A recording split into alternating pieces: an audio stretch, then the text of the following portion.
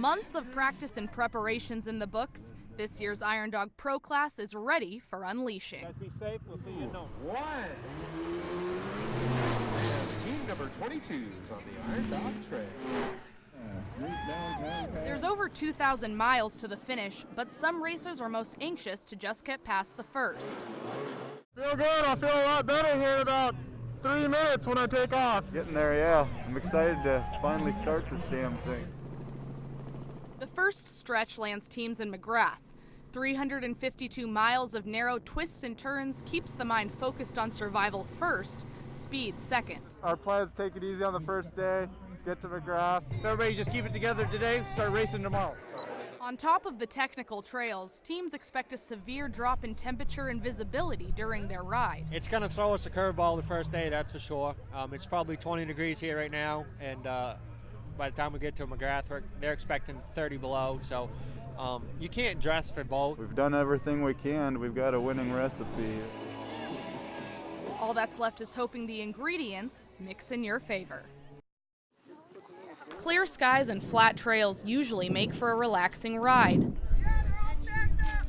But when a mere 23 seconds separates your team from first and second, the ride seems like everything but. Eric Quam and Brian Dick sped in at 4:22 this afternoon, followed closely by Mark McKenna and Dusty Van Meter. Team number 17, 16:22:54. They're 23 seconds apart. In a race this tight, being the front runner can feel like a technicality. It's nice to be in front, but we're so close together, we're basically the same. Gaining ground between every checkpoint, Team 17 agrees the current standings are far from final. We're just cruising, Saturday. Yeah, everybody's, this is only the halfway mark, so we're going to mean the bumps right now until we get out of here. We still got 900 miles to go, so we're only halfway done. Fun's just beginning.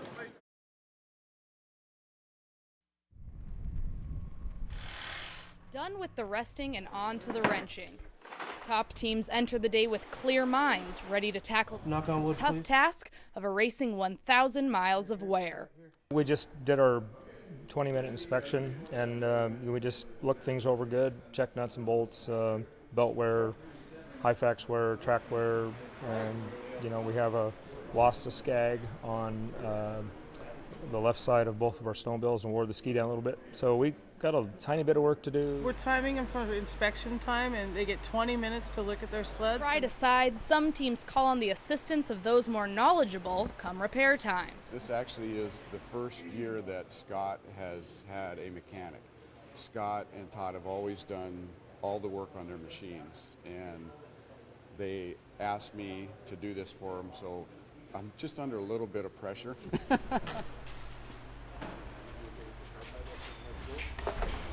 Many racers say halfway is more than just time to adjust machines, but strategy as well. It's almost better to, back off a little bit and just play it safe.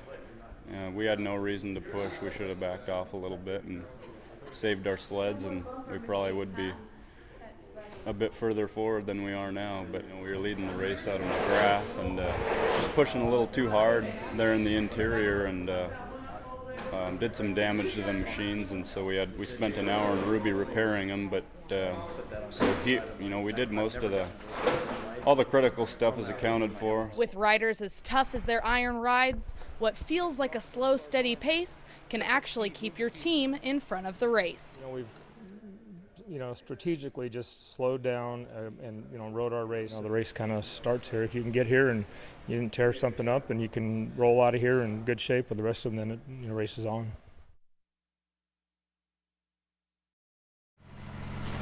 Racers made their way to the chute this morning, bidding Nome farewell and returning to race mode. Loosen up your muscles and get a quick bite to eat and stay hydrated, and just try to get your mindset in that you got to keep pushing for the race. The staggered start began in the early a.m.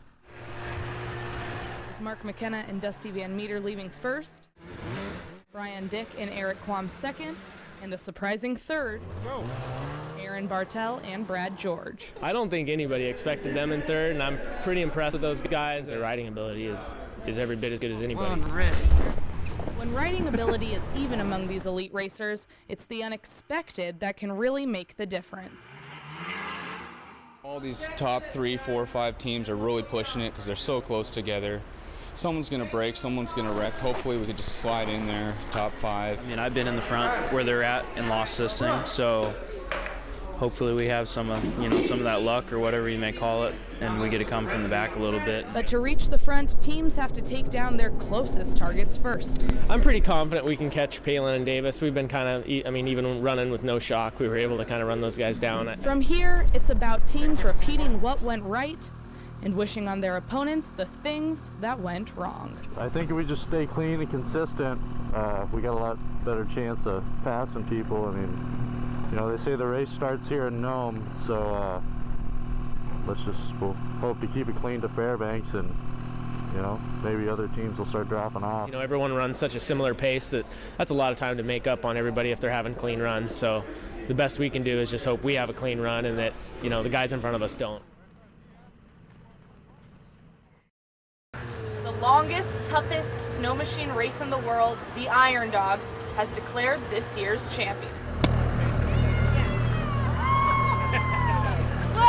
Mark McKenna and Dusty Van Meter arriving first into Fairbanks this afternoon at 12:38 p.m. I was waving the flag. Probably by Nenana. We got a good feeling and knew we were in good shape. Sleds were in good shape, and didn't know we had it, but was feeling better about it. A course time of 36 hours, 58 minutes, and 54 seconds had the back-to-back champions to the finish line nearly an hour before others. Out of Nome, the team was only leading by a matter of minutes, but by Tanana, the gap had expanded. We didn't really break away. They had an unfortunate incident. They broke down. When we got to Tanana, it was like, okay, all right. We figured we might have pulled a little time on them, so we were picking a couple minutes every checkpoint, but when they finally came in, they had a broken jack shaft. Machine difficulties plague these riders. That's the reason why the pair with 9 combined wins sticks to a product that always produces. Identical to what we ran last year and the year before. These Ski-Doos are tough. They don't usually break. They get unbelievable fuel economy. The oil, they don't burn a lot of oil. They're phenomenal sled. They're in a league of their own, I think.